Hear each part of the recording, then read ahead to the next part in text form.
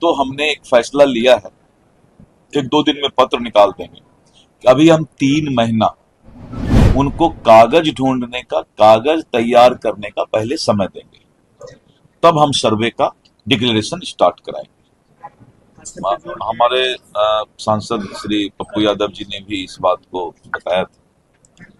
हमने परसों, चूंकि ये न्यूज अभी तक मैंने नहीं दिया है किसी को, कल हम देने वाले थे, आपने पूछ लिया तो मैं बता रहा हूँ कि हम लोगों ने समझा कि जनता को शुरू में परेशानी हो रही है कागजात ढूंढने में, क्योंकि सभी लोग सोच रहे थे कि सब हमारा ठीक ठाक है। एक अच्छा ये भी है कि जिसका बाल बच्चा, बेटा बेटी बेंगलोर, दिल्ली, बम्बई पढ़ता है, आज माँ बाप थोड़ा कष्ट सह के कागजात तो बना देगा, नहीं तो 10 साल बाद उसका बेटा बेटी बम्बई दिल्ली से आके वो कागजात भी नहीं बनाएगा। तो थोड़ा कष्ट तो हो रहा है, लेकिन कष्ट जनता को हो रहा था तो जनप्रतिनिधि भी कष्ट हुआ। तो हमने एक फैसला लिया है, एक दो दिन में पत्र निकाल देंगे कि अभी हम 3 महीना उनको कागज ढूंढने का, कागज तैयार करने का पहले समय देंगे, तब हम सर्वे का डिक्लेरेशन स्टार्ट कराएंगे। 3 महीना में हम सभी जनप्रतिनिधि के साथ बैठेंगे और बैठ करके हम इस बात को समझेंगे, और रैयत के साथ भी बैठेंगे जो कि मालिक है। और अपने विभाग को भी हमने सभी सीओ को पटना बुलाया, हमने सख्त हिदायत दे दिया है कि अपनी आदत में सुधार लाओ, नहीं तो दिलीप जायसवाल किसी को बकसने वाला है। और विभाग में भी सुधार लाऊंगा, मैं किसी को बकसने वाला नहीं।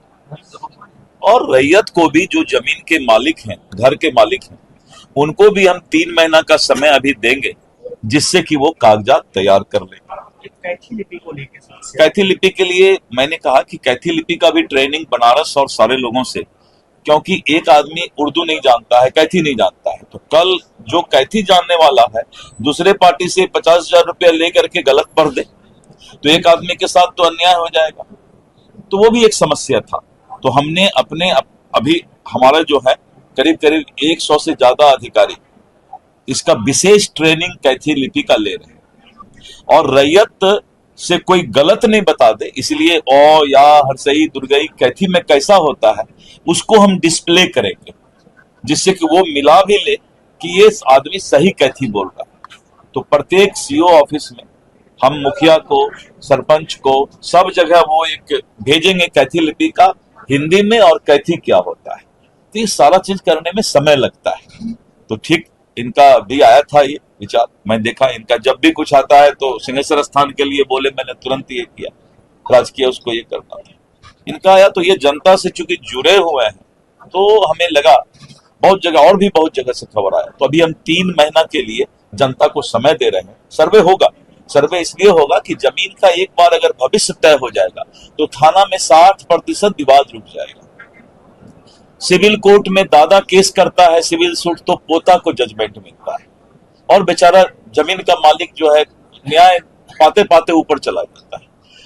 बंगाल ऐसी जगह में जहां कम्युनिस्ट का शासन जिस वक्त था 10 साल पहले, सर्वे हो गया और बंगाल में सारा चीज डिजिटल है, उड़ीसा में सारा चीज डिजिटल है, मध्य प्रदेश में डिजिटल है, सब जगह डिजिटल है। तो थोड़ा कष्ट तो होगा, लेकिन जो अभी जो प्रॉब्लम था उस प्रॉब्लम को दूर करने के लिए एक बार 3 महीना का समय और विभाग को हिदायत कि कागजात तुम्हारे पास है तो तुम मांग क्यों रहे हो रैयत से भाई? अगर कागजात नहीं था तो ऑनलाइन रसीद कैसे काटे? तो ये सारी बातों का हल राजस्व मंत्री के रूप में, एक आम जनता के रूप में, पहले राजस्व मंत्री को एक आम जनता होना चाहिए, तो मैं एक आम जनता हूं और इसीलिए 3 महीने का समय हम देंगे। सर्वे होगा, क्योंकि जो जमीन माफिया है या जिन्होंने अतिक्रमण कर लिया है वो लोग ज्यादा रिमर उड़ा रहे हैं कि सर्वे बंद हो जाए, क्योंकि 52,000 एकड़ जमीन हमारा सरकारी जमीन, 50,000 से ऊपर एकड़ जमीन हमारा अतिक्रमण और माफिया के पास है। तो सर्वे होने से वो भेद खुल जाएगा।